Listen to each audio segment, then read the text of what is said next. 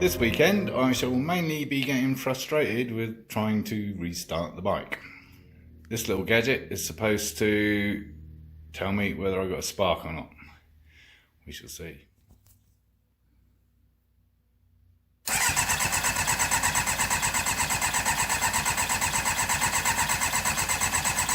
Well, I'll guess that green light would indicate there's some kind of spark involved. Awaiting verification from Kurt. Meantime, in another universe, typically, having been on Facebook Marketplace for months and months and months, somebody wants to potentially buy the Ducati, and of course the battery's dead. So thoroughly recommend these Neverland covers, actually. Brilliant, really nice. So we're charging it up. We'll see what happens, but it's probably going to be the same situation as it was with the MV, where the battery's it'll charge to 100%, but actually it really isn't in terms of cold cranking, which is the critical thing when it comes to starting the damn thing. Anyway, these things are good for just kind of keeping it going if you're using it on some kind of regular basis. But in terms of actually really getting the battery reconditioned and everything, this is your boy, an Optima charger. This is still conditioning the battery before it starts to try and charge it. As suspected, just like the Agusta battery, recharging it didn't give it enough juice to get it started, so another new battery. As we think we've established that we do have a spark, and I haven't screwed anything up on the coil or relays or whatever by arcing out the battery, I guess it's a fuel delivery thing. So I'm waiting for another one of these connectors. I'm reverting back to the plastic one, but it'll be brand new, so hopefully it won't leak. I'm not sure whether I'm going to use this fuel line or something else, and then we'll try and start it again. I guess I could finish off the seat because it's just the fiddly bit to do at the front, which involves folding it all over itself, different kind of curve, convex as opposed to concave. I don't know. It's such a fiddle, I don't know if I can be asked.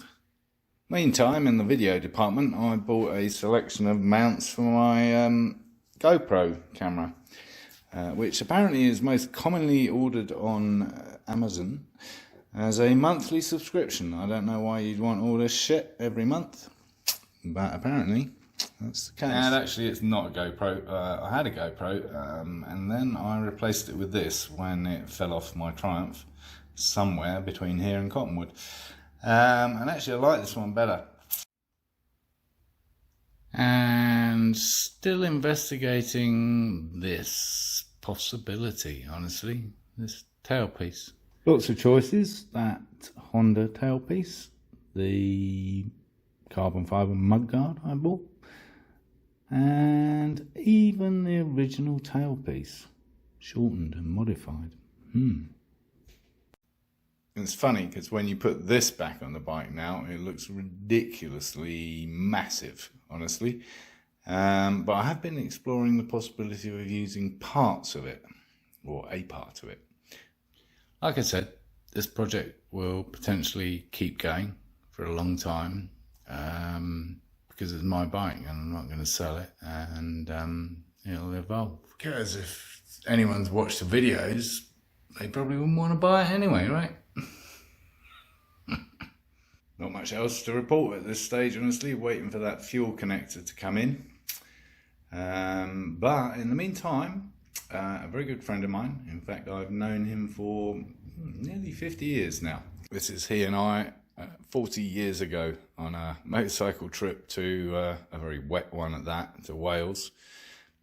Put me in touch with this website, which is hosted by a relatively well-known UK TV presenter, and they're doing the People's Projects, and they accepted one of mine. What a giggle, huh? They accepted a 2-minute slot on the Bel Air, so look out for that. Do subscribe to them as well. Anyway, not much to do on the bike this weekend, and it's my birthday, so I'm going to be working on more important things like the Stratos. Yeah. So a trip down to a secret location in Phoenix and assessing what we need, what we got, what fits where, what doesn't fit where, all that kind of stuff. That's all for now, folks. Thanks for watching. Hit the subscribe button, hit the notification button, and yeah, tune in again. And please invite other people to watch my lunacy.